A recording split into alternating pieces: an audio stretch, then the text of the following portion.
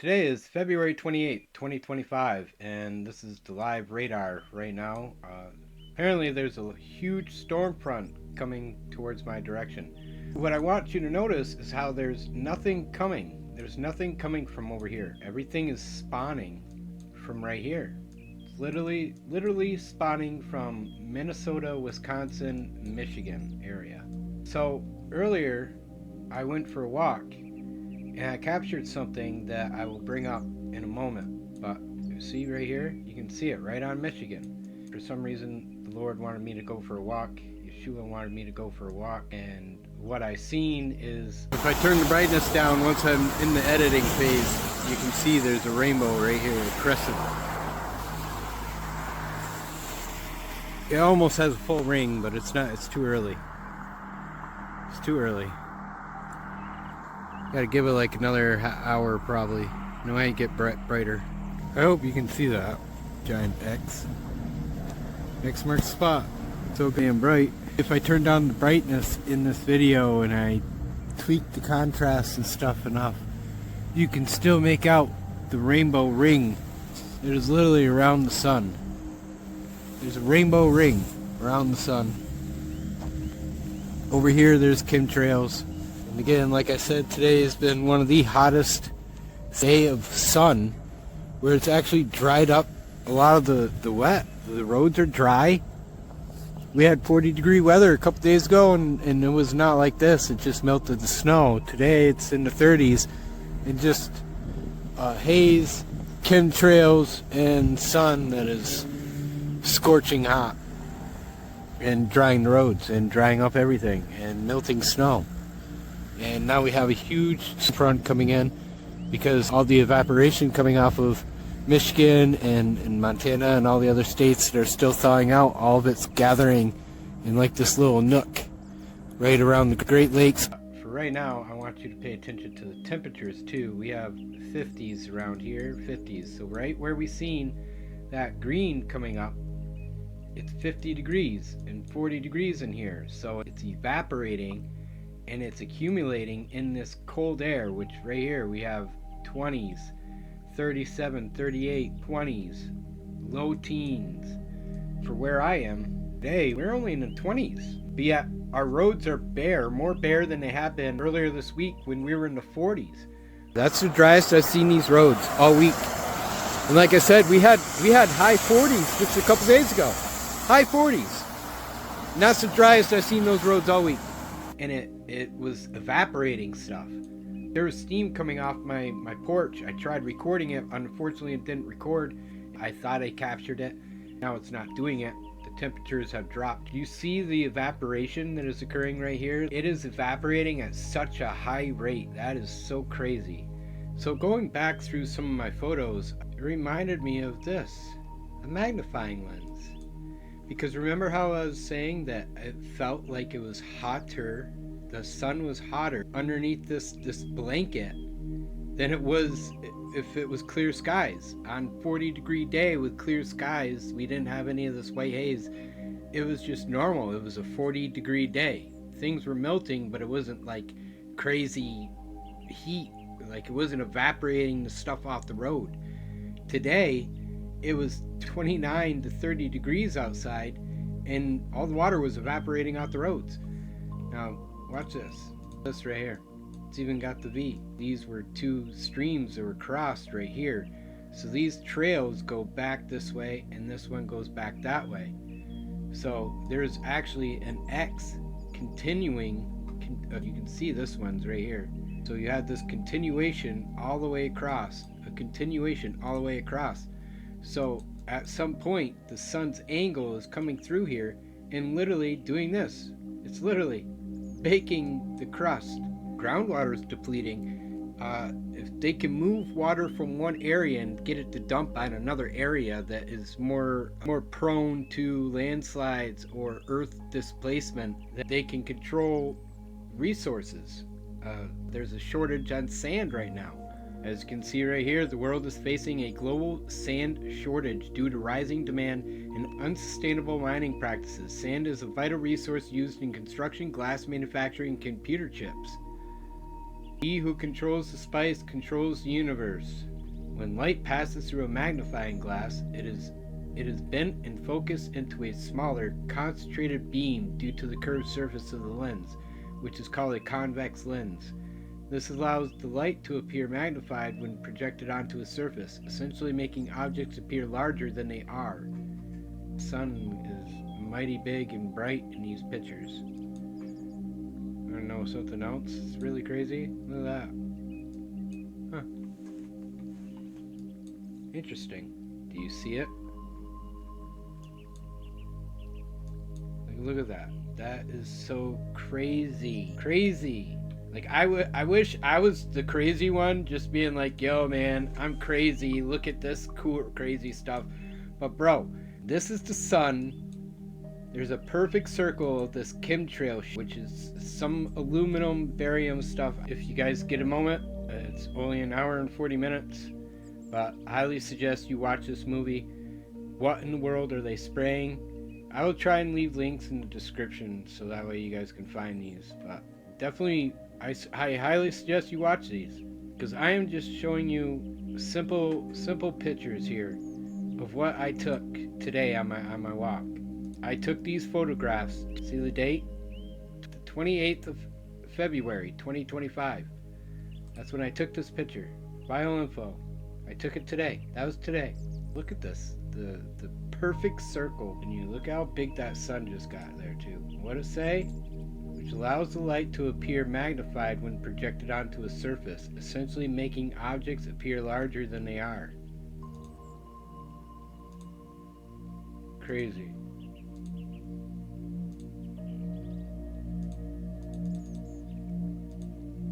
Look how big it is here too. Huge.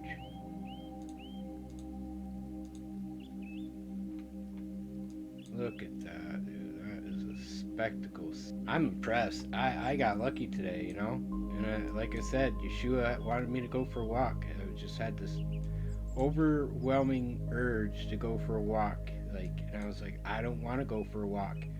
And it was just like a constant nudge from Yeshua, like, you just go for a walk. And I was like, all right, I'll go for a walk. I step out the door, and all of a sudden I was just like, oh my Lanta. And of course, then I run out of memory on my phone, so I could only get so much video in this handful of photos for us. But is what it is. Is what it is. We definitely caught enough content here to see what is going on. Again, file info, I will show you that was today.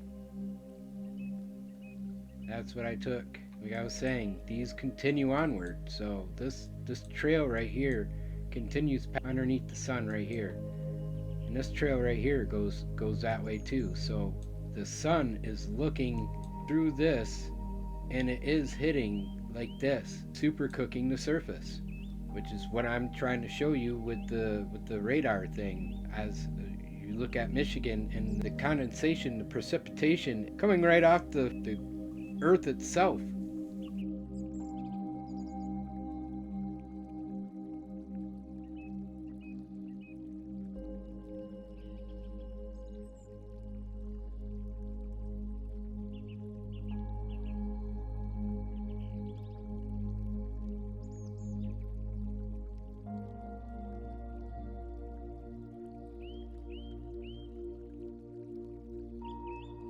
This is the evolution of it. It wasn't a full circle yet. As soon as it hit this cross member here, it was like a magnifying lens. Boom. This happened, and all of a sudden the ring appeared. Here's your magnifying lens. And look at the light. So the sun is coming in through here. A magnifying lens. Aluminum. So all the little shiny particles, they shine like a mirror, and they enhance the sun's power, the sun's magnitude.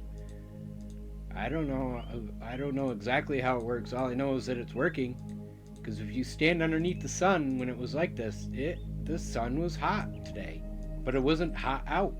It was only 30 degrees, but the sun was hot enough to where it was evaporating the moisture, the water. Like, that is epic. That truck moves, but that didn't move.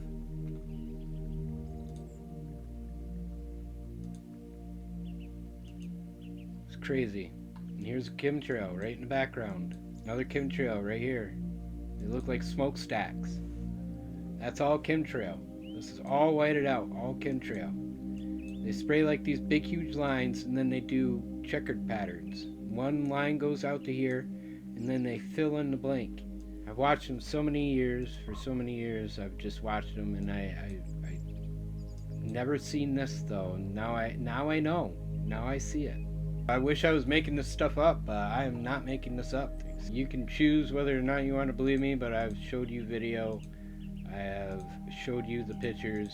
I can't make it any clearer. I can't make it any fuzzier for you. Once you see it, you can't unsee it. Once you see it, you can't unsee it. Once you see it, that's all I can say. Watch. The rays of light only go to this ring. The rays of light coming from the center of the sun. Watch. You see these rays of light right here? They only go right to that ring. That is crazy, bro. Concave, right? Magnifying lens is concave. Looks like a massive water droplet.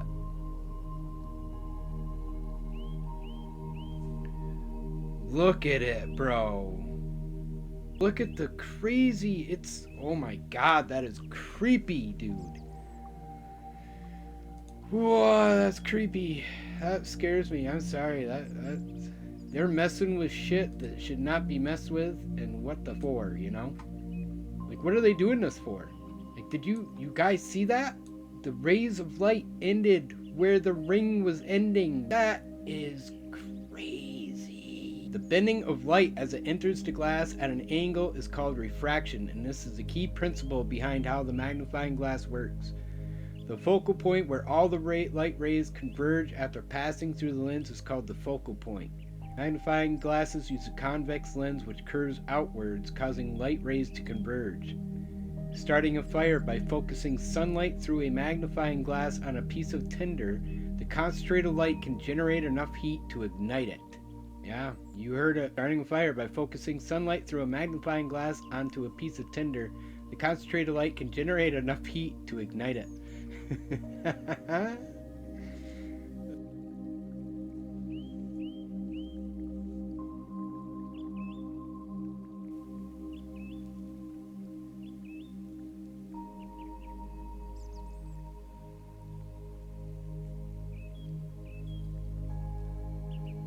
Look at it's a perfect orb, a perfect circle.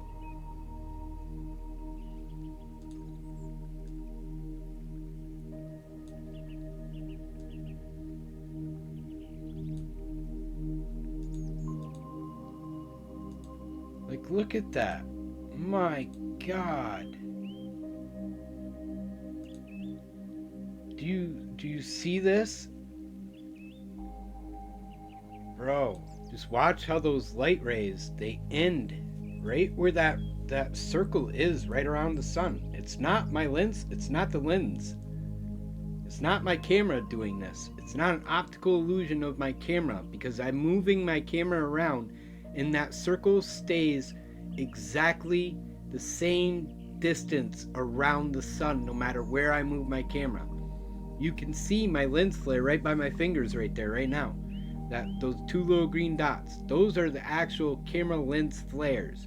You see the sun though, the circle around the sun, it doesn't move. It stays in the same position. And you see the light rays. Look at those rays of light coming out the sun right here. They end right at this circle. Do it here too. Oh, it does it here a little bit. Right there, I see the rays and they're ending right here. Look at that.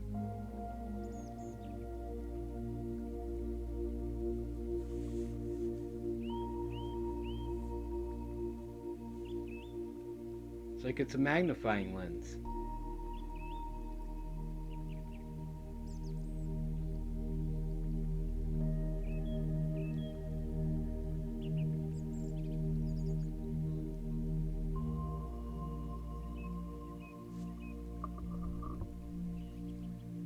There we go. There we go. Now we got some. Watch right here. Look at right there. You see it? It ends right there in the circle.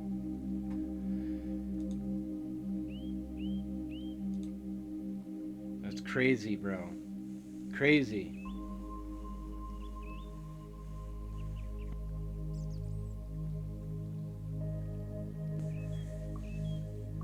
Insane. That's what I'm seeing when I see this.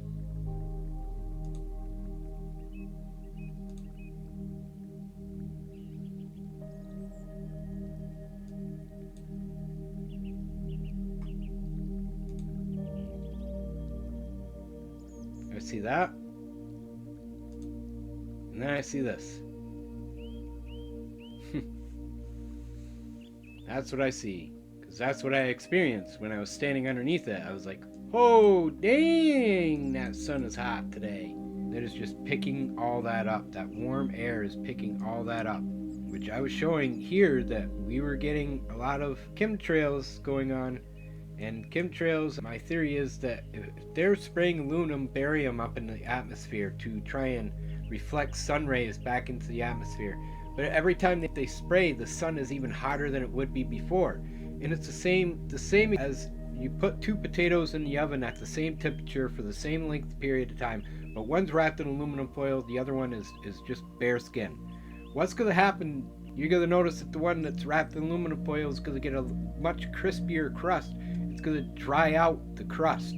So if they're wrapping us in aluminum, they spray a bunch of aluminum right here, and then the sun comes down here and it's glaring through that aluminum, but then it's penetrating through, it's hitting the ground, and then when it bounces back off the ground, it can't get through that aluminum. It bounces back off the aluminum, bounces back to the ground, superheating the ground, which ever since they've been doing all the chemtrails and stuff, groundwater has depleted all around the globe, especially where they're doing the chemtrails the most. The groundwater has depleted.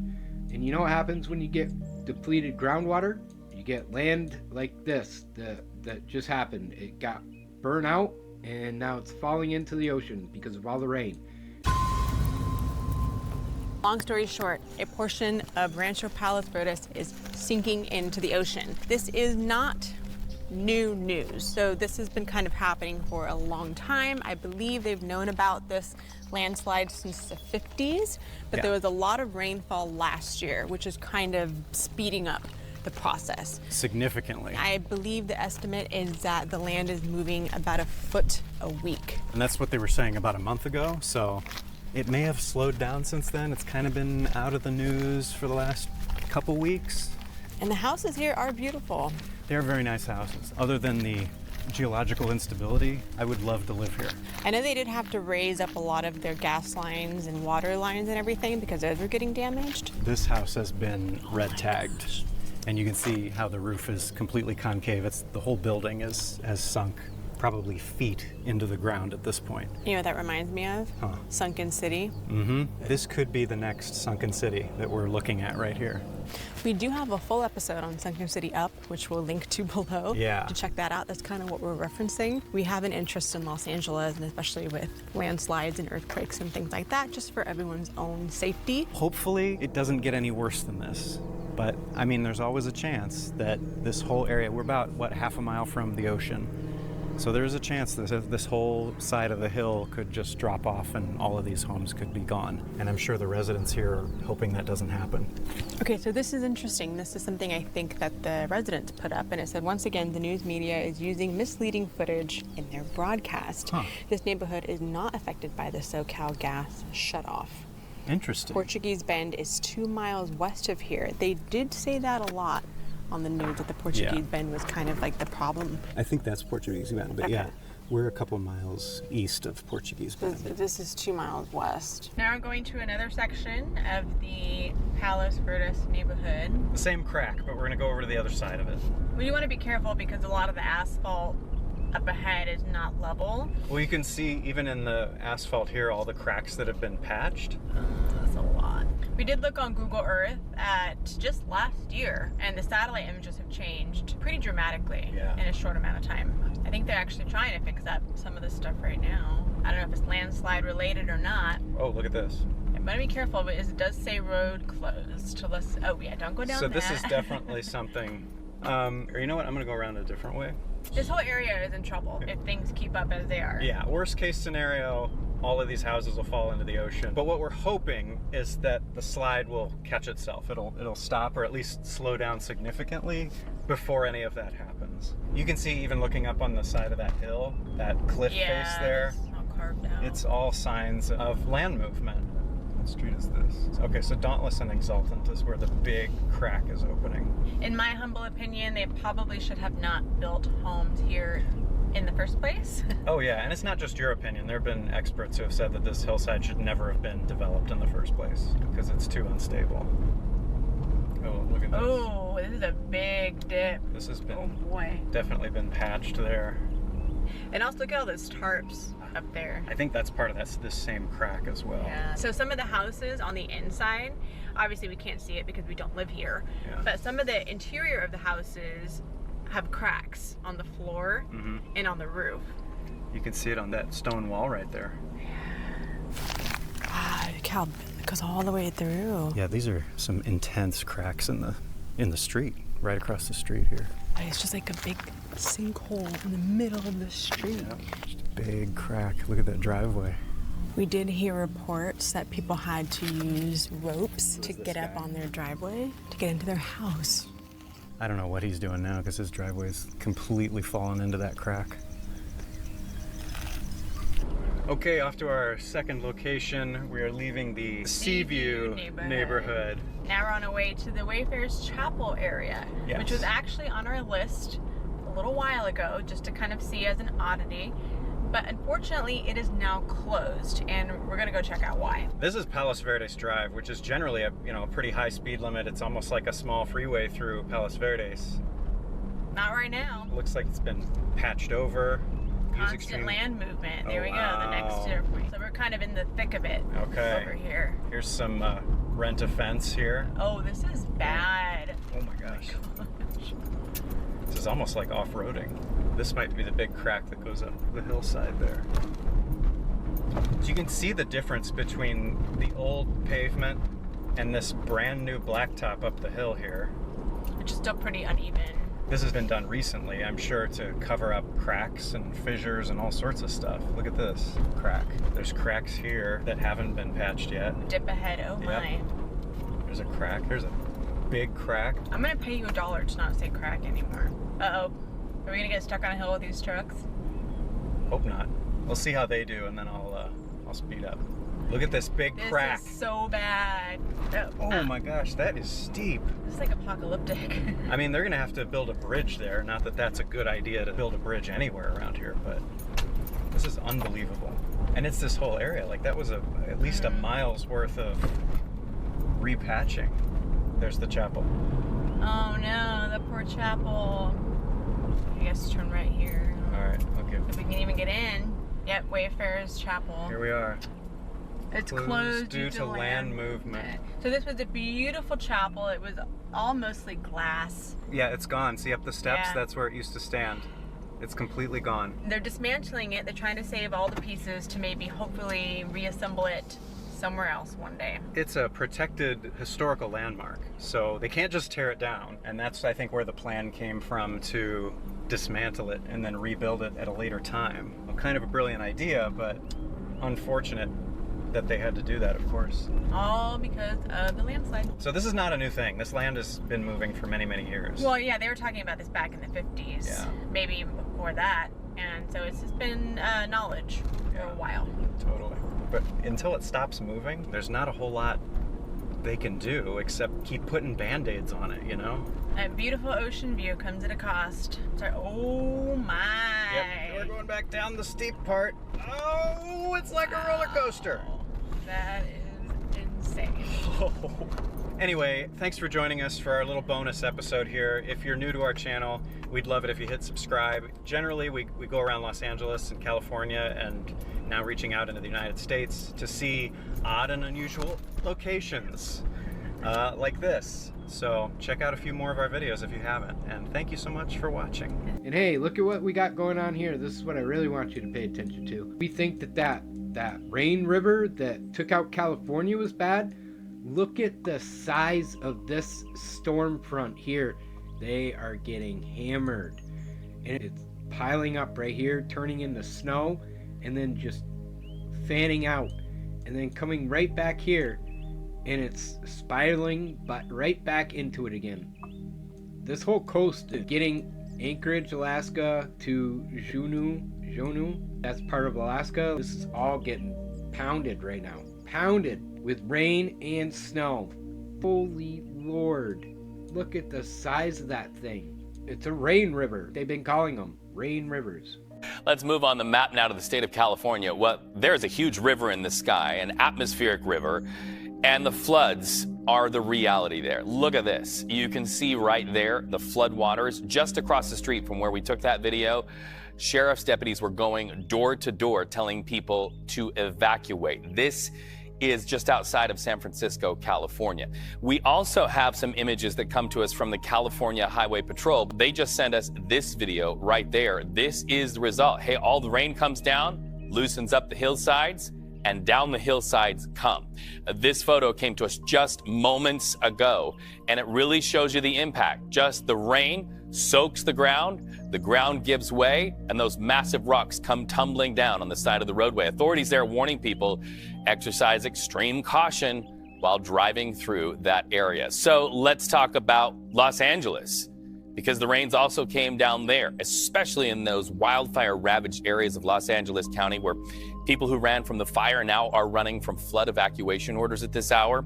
In fact, you see that leaders in Los Angeles County, especially in this Altadena foothills area, telling people to get out if they feel they're at risk of mudslides and debris flows, and they are. And that's where you find CBS News Los Angeles' Rick Montanez. Rick, it's pretty soupy down there where you are, and I can also see some barriers there that keep some of those runoff from going down in the culvert there behind you. Yeah, so Reed, we are in an area that's under an evacuation warning right now. The concrete barriers you see off to our side here, those are right off Lake Avenue, which is one of the main routes here in Altadena. So they're trying to keep water from going down that way. That is where a lot of the emergency crews, the construction crews that have been coming through here, trying to clear debris from these homes, trying to work through fixing a lot of the utilities and things like that that have been damaged from the fire. They've been using that road to get up here. News crews as well. So we've seen plenty of rain come down. It's picked up quite a bit in the last, I would say, 10 minutes. We had a pretty good break in the last hour and a half, but more heavier rain is in the forecast, and that is where the concern is for those charred hillsides you see behind us, that they could come down if they get too saturated, because there's nothing really holding them up and they're very unstable right now. Yeah, we can see it's just a soggy mess there, and our thoughts with so many people in Southern California, it's like they literally cannot catch a break. So for those people who end up evacuated, where do they go? Is it just repeating the same rescue efforts that happened during the fire, or are there new places that people can go? You know, I think it's kind of the good that comes with the bad already, Reed, because there aren't many people who are living in these communities because again, utilities have still been down. So a lot of homeowners have to, if their homes survive the fires, they still have to clean up the inside because so many of the homes were damaged by smoke and soot. So a lot of people really aren't living up here, but we have been hearing that some of the evacuation warnings are extending out to areas that are not in the burn scar. So that is where then emergency crews would create these shelters, set up something new, something that they already have in place that we've seen happen time and time again. So they're certainly prepared for something like that to happen. But in these burn scar areas, very few people actually living in their homes if they're still standing. But again, they're hoping to keep their homes because they survived the fire. Hopefully they survive these storms. My goodness. CBS News Los Angeles, in your reporting, be it from fire or floods, literally credited with saving lives and helping millions of Californians who literally ran from fire and now flood. Thank you to you, Rick. Thank you to your photographer, Ernie, for standing out in the rain. Please send our gratitude to your entire team down there at CBS News Los Angeles. Epic reporting and such important reporting. Great to see you, friend. So, you know, folks in LA County hoping that they won't see a repeat of this after the rains clear. This was how it looked, and you probably remember this. This is Montecito in January of 2018. That's up north of LA in Santa Barbara County. Winter storms then, and you see the mud flows, the debris right there, hillsides of many, many mountain ranges in that area. It's because damage from the Thompson fire burned more than 281,000 acres, and what happens is it just loosens up the ground. So after those slides, we can tell you 23 people lost their lives, more than 100 homes were destroyed. So it's a very real risk. So let's bring in meteorologist Jessica Birch, because there is a science to what happens when fire comes in, dries things out, eats up the hillside. Explain that for us, Jess. Well, the other thing to mention with that too is the rainfall rates, right? The big concern right now, I'm actually going to head over here so you can see this atmospheric river. If the rainfall rates stay consistent, and they are expected to see anywhere up to around 6 inches of rain, of course, it's debris flow and mudslides is the #1 concern for our community members down there. And we continue to keep a close eye on them as this atmospheric river really unfurls its way, not only in Southern California, but stretching its way up into the Bay Area, where they're expected to see about 4 inches of rain, all the way over into the Sierra too, and then stretched off into the Rockies throughout the next 48 hours as this area of low pressure starts to decay inland. Now, take a look behind me. It's Los Angeles that we're keeping a close eye on right now, because just from a month ago when these fires burned, Reed mentioned it perfectly, it loosens up that soil. These mudslides are potentially possible just within the next day, the next 24 hours. We're seeing some of the strongest winds, strongest rains all throughout these communities in areas that haven't even seen a lot of rain since the past year. I mean, we're talking about last April, May as the last substantial rain that Los Angeles and those higher hills have seen. So as we take a look at those burn scar areas, there's flood watches in effect right now, widespread throughout Southern California. And of course, we monitor those closely. This map will actually update in live time with those flood warnings. If we do see any, it'll highlight in red. And that's what we're concerned right now as meteorologists, as we head into the next couple hours, watching these rainfall rates stay consistent, anywhere up to around 1/4 of an inch an hour. That could cause a lot of issues with the debris flow and of course that damaging flooding as well. So we keep a close eye on that map. We keep a close eye on those rain conditions as we head into the next 24 hours, but it definitely causes a lot of issues out there when you're seeing as much as we see in such a little packed amount of time. It's really fascinating to me and super important to highlight that meteorology, well reported, literally can save lives, give people advance notice. Look at the amount of rain that is coming there, just up to there. Not even hitting the west coast, it's literally directing itself and aiming itself. And they got more coming behind it too. Los Angeles just went through the wildfires. They got hammered with that river of rain, and then half the coastline just decided to fall into the ocean. Our next story is a reminder that Earth is a living, breathing, moving planet. It orbits the sun and turns on its axis. The winds blow, the waters flow, and what we often call solid ground is not. It shakes and it shifts, and that can be a disaster. Jonathan Vigliotti has tonight's Eye on America from Rancho Palos Verdes in Los Angeles County. Up there in that hole is where the barn used to be. Sherry Hastings' property sits on a slow-moving disaster. That one goes down about 6 or 8 feet. For nearly 70 years, the land here has shifted, just a few inches a year, but recently that pace has surged to as fast as 4 inches a week. How long did it take for it to go from crack to this sunken state? Just a few months, really. Wow. The culprit, heavy rains brought on by a series of recent atmospheric rivers that have soaked deep into the soil, destabilizing the area. You have hills and canyons where there used to just be level ground. Solid level ground. The earth has moved more than 30 feet in the last 2 years. Hastings tells us it's caused around $700,000 in property damages.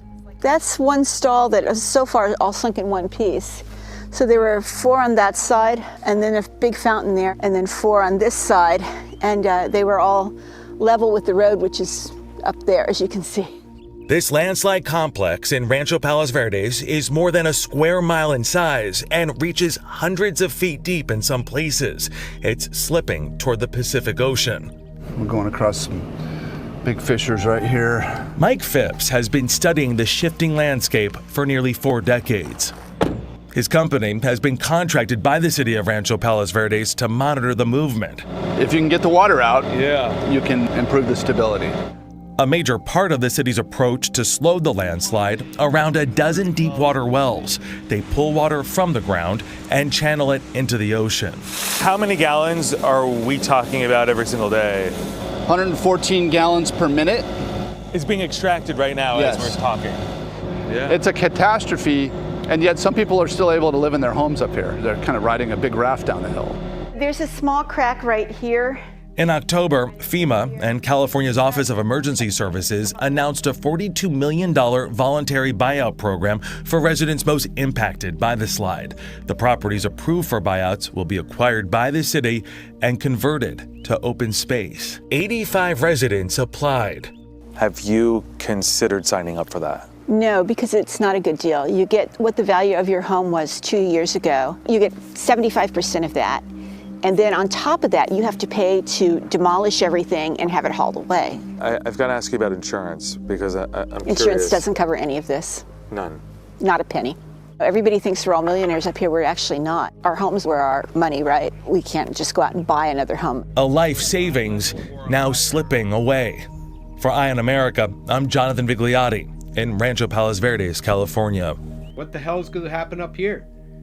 If you guys live out here, I'm sorry for you guys. I don't even know if they're talking about this on the news or not, but this is for today. This is the 28th of February, 2025. Let's look at the temperatures for this area right here, real quick. I want you to notice something here too.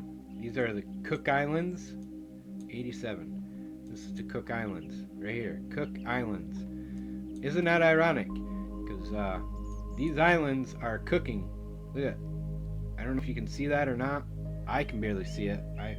Hopefully you can see it. We got 88 degrees here. We got 87, 86, 80 degrees, 87, 84, 82. Here's Honolulu. So these are in the 80s. It's pushing, all this hot air is going this way. All this hot air is going this way. And it's just pushing all this precipitation right into this little cove right here.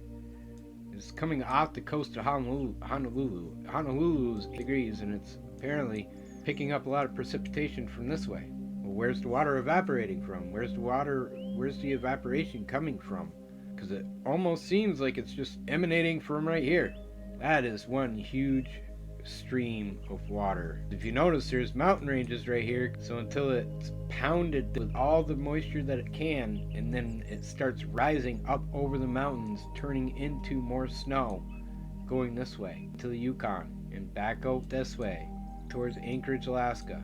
It's just pounding in one little teeny tiny area. That's insane. Anybody from this area, kind of keep us posted. I'm curious as to what's going on with you guys. You guys okay out there? Because it's not like you're really close to anybody in the mainland. I mean, British Columbia, just little islands. I just see massive deterioration probably happening from this.